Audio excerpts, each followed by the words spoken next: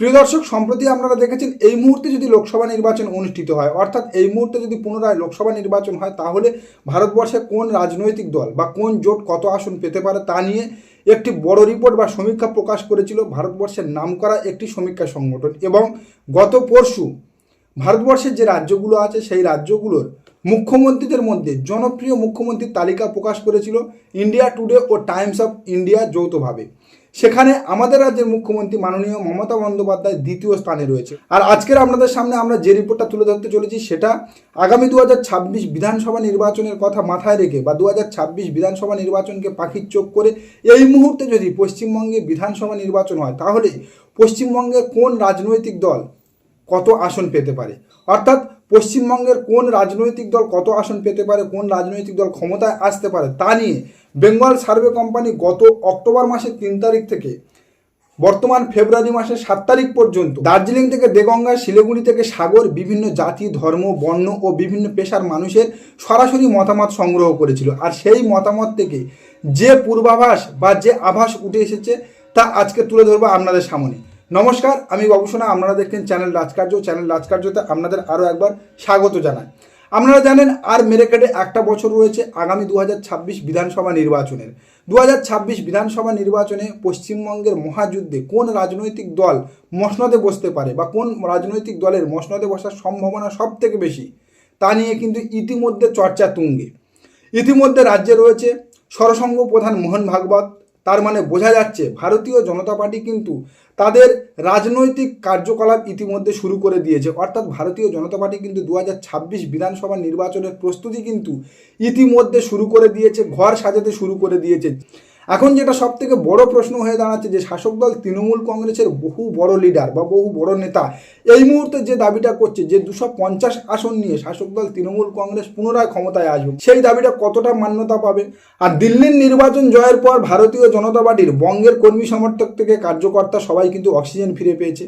ভারতীয় জনতা পার্টির কেন্দ্রীয় নেতৃত্ব যেভাবে হুঙ্কার ছাড়ছে যে দিল্লির পর তাদের লক্ষ্য বাংলা, তাতে করে আগামী 2026 বিধানসভা নির্বাচনে যে একটা কড়া ফাইট ভারতীয় জনতা পার্টি পশ্চিমবঙ্গে দেবে এবং পশ্চিমবঙ্গে ভারতীয় জনতা পার্টি একটা এসপার ওসপার লড়াই করবে, তার আর বলার কোনো জায়গা থাকে না। তো চলুন তাহলে কথা না বাড়িয়ে শুরু করা যাক। এই মুহূর্তে যদি পশ্চিমবঙ্গ বিধানসভা নির্বাচন হয়, তাহলে কোন রাজনৈতিক দল কত আসন পেতে পারে আর কোন রাজনৈতিক দল ক্ষমতায় আসতে পারে, কি আভাস বা কি ইঙ্গিত উঠে এলো বেঙ্গল সার্ভে কোম্পানির জনমত সমীক্ষা রিপোর্টে। শুরু করছি বিরোধীদের দিক থেকে।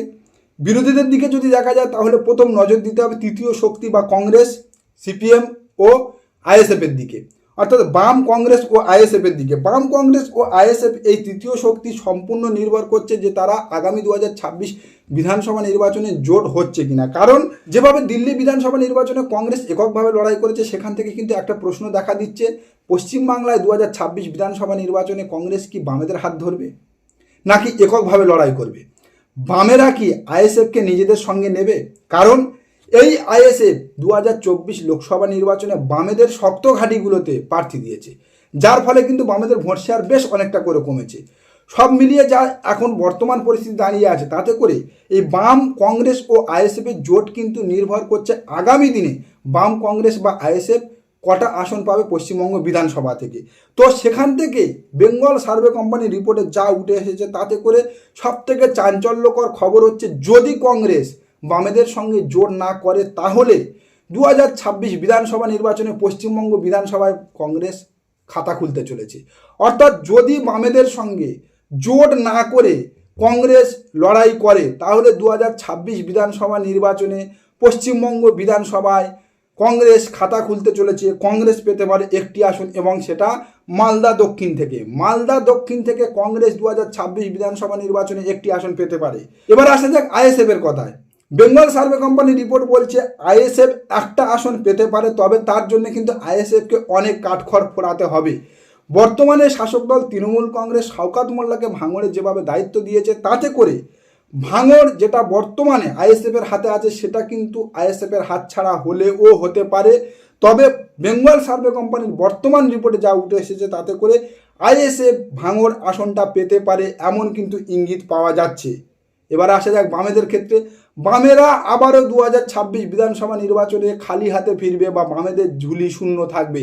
বামেরা 2026 বিধানসভা নির্বাচনে কোনো রকম খাতা খুলতে পারবে না বা কোনো রকম তাদের ভোট শেয়ার বাড়বে না 2026 বিধানসভা নির্বাচনে, এমন কিন্তু ইঙ্গিত বা আভাস উঠে এসেছে বেঙ্গল সার্ভে কোম্পানির জনমত সমীক্ষা রিপোর্টে।